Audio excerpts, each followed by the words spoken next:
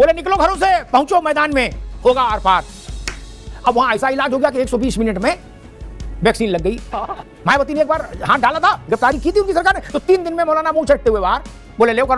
मुसलमानों से ऐलान जंग कर रहे हैं और मियां को सबक सिखाना चाह रहे हैं। होचक के पत्थर मार रहे हैं, वहां घुमा घुमा कूद के। घड़ी देख के 120 मिनट में सब राइट टाइम हो गए।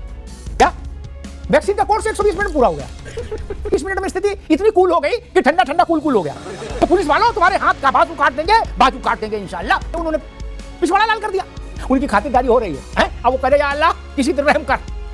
पुलिस अब उनको हर घंटे में डेंटिंग पेंटिंग कर रही है। पिछवाड़ा लाल कर दिया कि संयम से काम लेती, समझा बुझा करके दफा कर देती थी। ये बाजू काटने का ऐलान कर रहे हैं, उनका पिछवाड़ा लाल हो भी जाए तो क्या फर्क पड़ना। नमस्कार दोस्तों, डिबेट शो की एक और मजेदार वीडियो में आप सभी का स्वागत है। दोस्तों आज की डिबेट वीडियो होने वाली है वरिष्ठ पत्रकार अमिताभ अग्निहोत्री जी और मौलाना नदीमुद्दीन के बीच में। दोस्तों बरेली में हुए बवाल और उसके बाद बवालियों पे पुलिस की कार्रवाई को लेकर डिबेट चल रही थी, जिसमें अमिताभ अग्निहोत्री जी ने मौलाना नदीमुद्दीन की जिस तरह से खिंचाई की है दोस्तों, उसे देख के आपको बहुत ही आनंद आने वाला है। दोस्तों वीडियो बहुत मजेदार होने वाली है, आप सुनो अंत तक जरूर देखना। अगर आप चैनल पे पहली बार आए हैं या चैनल को अभी तक सब्सक्राइब नहीं किया है तो चैनल को सब्सक्राइब जरूर कर लेना। चलिए दोस्तों मेन वीडियो स्टार्ट करते हैं। ये टीवी वाले भाई पिक्चर चालू करो बे। ये बवाल होने से 2 दिन पहले से बातचीत की प्रक्रिया शुरू हुई प्रशासन और तौकीर रजा एंड कंपनी के बीच में। ठीक, एक बार तौकीर रजा कलेक्टर से मिलके आए, बोले हुजूर चिंता न करिए, सब शांति से रहेगा, कोई प्रदर्शन नहीं होगा। 2 बार उनके प्रतिनिधि मिले, दो कप्तान से मिले, कलेक्टर से मिले, फिर दोनों से साथ में मिले और ये बोल के गए कि आप निश्चिंत रहिए, 2, 4, 5 लोग जाएंगे, ज्ञापन दे आएंगे। और उस दिन सुबह सबने यू टर्न ले लिया, बोले निकलो घरों से, पहुंचो मैदान में, होगा आर पार। अब वहां ऐसा इलाज हो गया कि 120 मिनट में वैक्सीन लग गई। अब वहां कोई हल्ला नहीं मचा रहा ना, कोई बाहें फोल्ड नहीं कर रहा, बटन नहीं खोल रहा कमीज, बिल्कुल शांति है। इतनी शांति है कि बिल्कुल ठंडा ठंडा कूल हो गया। और मौलाना को भी समझ में आ गया, उनके दिमाग में ये भ्रम था कि सरकार मुलायम सिंह की हो, सरकार किसी की हो, मायावती को हमको कोई गिरफ्तार नहीं कर सकता। मायावती ने एक बार हाथ डाला था, गिरफ्तारी की थी उनकी सरकार ने, तो 3 दिन में मौलाना मुंह चटते हुए बाहर बोले ले कर लो बात। अब की मामला कैड़ा पड़ गया उल्टा। मुफ्ती साहब, मौलाना अंदर, 100-200 चेले लट खाए अंदर, जो दुकान मकान बनाई थी बरेली में वो बुलडोजर चलने जा रहा उन पर। मुफ्ती साहब, ये मामला को पुलिस ने और यूपी सरकार ने, देखिए संविधान के निर्माताओं ने भी नहीं सोचा होगा कि ऐसा मुख्यमंत्री बनेगा, ठोक देंगे, जहन्नम भेज देंगे, तुम्हारी नस्लें याद आएंगी।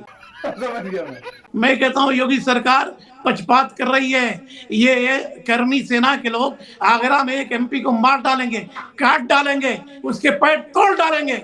जब योगी जी कहाँ थे भाई, आपका कानून कहाँ था? सीधी बात है कि वो मुसलमानों से ऐलान जंग कर रहे हैं और मियाँ को सबक सिखाना चाह रहे हैं। और मुसलमानों को भी सोचने की जरूरत है कि मुसलमान सड़कों पे आके हंगामा ना करें। अगर करेंगे तो ये ना सुप्रीम कोर्ट को मानते, ना कानून को मानेंगे, आपके घर पे बिल्डोजर चलाएंगे। इसलिए अमनो अमान की जिम्मेदारी हमारी है कि हम अपने जब नबी से मोहब्बत करते हैं, नबी ने फरमाया है कि सारे इंसानों का एहतराम करो, देश की संपत्ति को तोड़ना, देश की संपत्ति को नष्ट करना ये किसी तरह से कबूल नहीं। मैंने कहा था कि मोहब्बत के मसले में पत्थर का क्या काम है, क्यों चला पत्थर? वीडियो है, होचक के पत्थर मार रहे हैं, वहां घुमा कूद के। ये अमनो ईमान है, ये मोहब्बत है। हमारे यहाँ ऐसा ही होता है। मैं कहता हूं कि आई लव मोहम्मद पर किसी को कोई आपत्ति नहीं है, तो झगड़ा क्यों हो रहा है? अधिकार सबका है। कोई जय श्री राम कहता, कोई राम से प्यार है, किसी को किशन से प्यार है। मुझे अपने नबी से प्यार है, मैं अपने नबी से मोहब्बत करता हूं। फिदा का भी उम्मी, जान माल कुर्बान है, मैं उन पर ईमान लाया हूं। तो पुलिस प्रशासन जो है माहौल को बिगाड़ रही है। समझा बुझा करके काम लेने की जरूरत है, काम करने की जरूरत है। अच्छा, मौलाना साहब को इस बात की प्रशंसा करनी चाहिए थी मेरे ख्याल से कि बरेली का इतिहास हम भी जानते हैं और वो भी जानते हैं। बरेली में कभी मतलब कभी झगड़ा बढ़ा, पत्थर चला हो, नारा लगा हो, अल्लाहू अकबर, और उसके बाद अगर 2-4-5 दिन बरेली न सुलगा हो, ऐसा कभी नहीं हुआ। इस बार अल्लाह के फजल से मौलाना साहब एक घड़ी देख के 120 मिनट में सब राइट टाइम हो गए। क्या वैक्सीन का कोर्स 120 मिनट में पूरा हो गया। फिर कहीं कोई समस्या अब नहीं है बरेली में। गंगा जमुना अमन चैन भाईचारा सब बिल्कुल आनंद में है। अब वहां कोई डंडा लेके नहीं निकल रहा ना पत्थर लेके। तो इसकी तो तारीफ करनी चाहिए कि 120 मिनट में स्थिति इतनी कूल हो गई कि ठंडा ठंडा कूल हो गया। मौलाना तौकीर रजा का एक शागिर्द है नफीस, अगर मैं सही नाम याद कर रहा हूं। मौलाना साहब पता नहीं आपको उतनी ग्राउंड जीरो की जानकारी है कि नहीं, लेकिन नफीस ही इनका लेन देन का कारोबार सब देखता है, जमीन जायदाद का, दुकानों का किराया है, सब मैनेजर टाइप है इनका। क्या उसका एक वीडियो इस बवाल से पहले जारी हुआ, वायरल हुआ, जिसमें वो कह रहा है कि पुलिस वालों तुम्हारे हाथ काट देंगे, हाथ काट के फेंक देंगे। क्या ये आई लव मोहम्मद का हिस्सा है? ये आई लव मोहम्मद है कि पुलिस वालों तुम्हारे हाथ का बाजू काट देंगे इंशाअल्लाह? ये क्या है? आपने कहा बाजू काट देंगे, उन्होंने पिछवाड़ा लाल कर दिया। इसमें क्या समस्या है? आप ये चाह रहे हो कि नहीं हम कहेंगे बाजू काट देंगे, बाजू काटने हम आ भी जाएं, तुम उफ ना करना, तुम्हें मेरी कसम। तो पुलिस काय के लिए भर्ती की है? सत्यनारायण कथा करने के लिए पुलिस है क्या? पुलिस तो इसीलिए होती मौलाना साहब, उसको राइफल बंदूक डंडा इसीलिए दिया है ना कि कोई व्यवस्था को चुनौती दे, और व्यवस्था कोई चुनौती नहीं, वो तो कह रहा है बाजू कलम कर देंगे। वो वीडियो मिल जाएगा, और नहीं मिले तो हमको फोन करिएगा, हम भिजवा देंगे आप पास। उनकी खातिरदारी हो रही है, हैं? अब वो कह रहे या अल्लाह किसी तरह रहम कर। पुलिस अब उनको हर घंटे में डेंटिंग पेंटिंग कर रहे, पूछ रहे कि काटो बाजू आओ। ये लोग वो तख्ती लेके सड़क पर निकले हैं कि कुर्बानी दे देंगे। अरे किसकी कुर्बानी दे दोगे भाई? अपनी भी देनी है तो घर के बाहर थोड़ी नहीं दोगे, सड़क पर कुर्बानी अंदर दो। मैंने तो महिलाएं भी देखी, बोले नबी की शान में कुर्बानी दे देंगे, हजारों कुर्बान। अरे किसको कुर्बानी दे दोगे भाई? मेरे अपनी देने की आजादी है तो दे लो अंदर। तो समाजवादी पार्टी के राष्ट्रीय अध्यक्ष एक अपील कर सकते थे, अगर उनको ये पता था कि बीजेपी के ट्रैप में फंस जाएंगे ये सब लोग, और ये इतने भोले हैं जो ये कह रहे हैं कि बाजू जिवह कर देंगे, बाजू कलम कर देंगे। अगर आपको लग रहा है ये मासूम बच्चे थे नर्सरी में पढ़ने वाले, हालांकि नफीस को आप जानते हो कि नहीं, मैं जानता हूं, ठीक, जो कह रहा है कि भाई,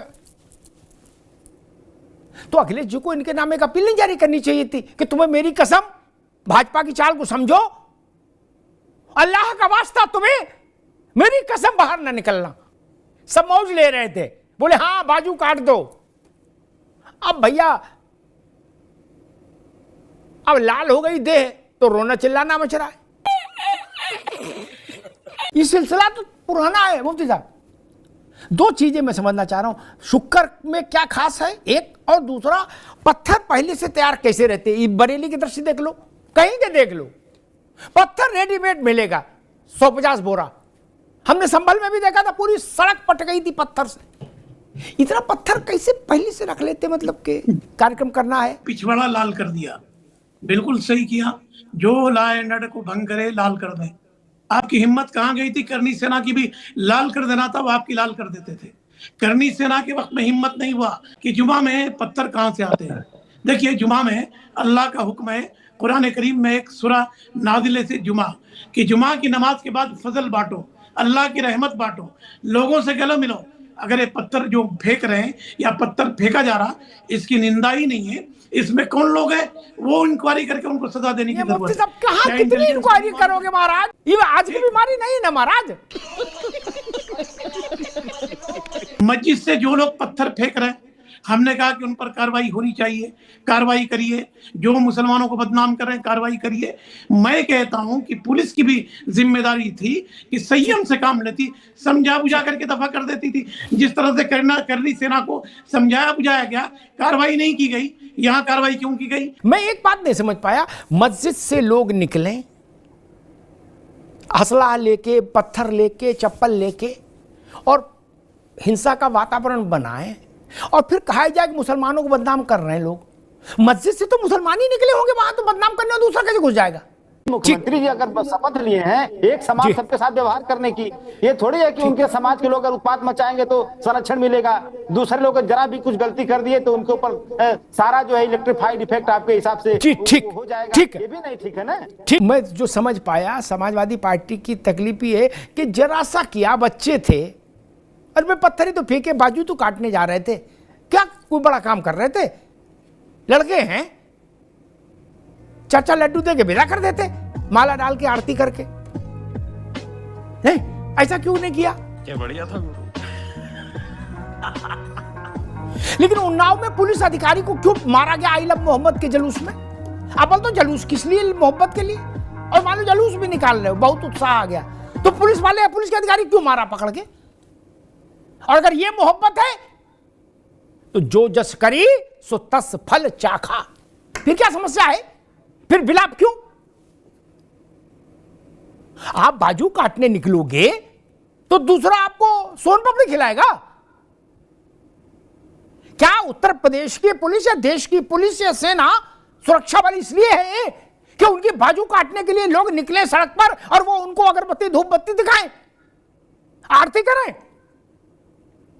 दुष्ट दलन रघुनाथ कला की शासन का यह कर्तव्य है। और मुफ्ती साहब, बिना दुष्टों के दलन के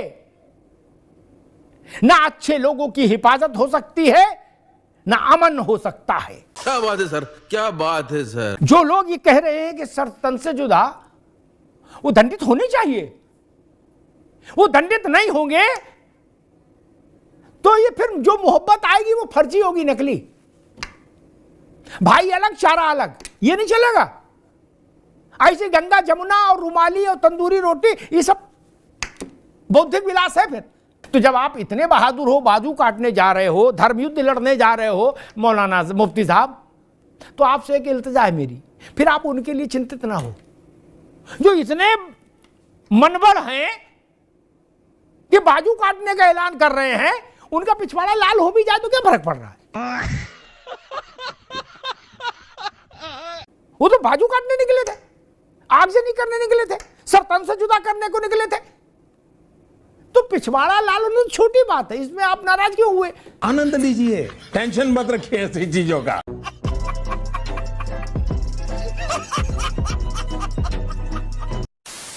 तो दोस्तों इस वीडियो में इतना ही। अगर आपने वीडियो अंत तक देखी है तो उम्मीद करता हूँ आपको वीडियो पसंद आई होगी। वीडियो के बारे में आपकी जो भी कोई राय है कमेंट्स करके जरूर बताएं। वीडियो को अंत तक देखने के लिए आप सभी का बहुत बहुत धन्यवाद। ऐसी ही मजेदार वीडियो देखने के लिए चैनल को सब्सक्राइब करना बिल्कुल ना भूलें। चलिए दोस्तों, मिलते हैं जल्द अगले वीडियो में, तब तक के लिए जय हिंद, वंदे मातरम।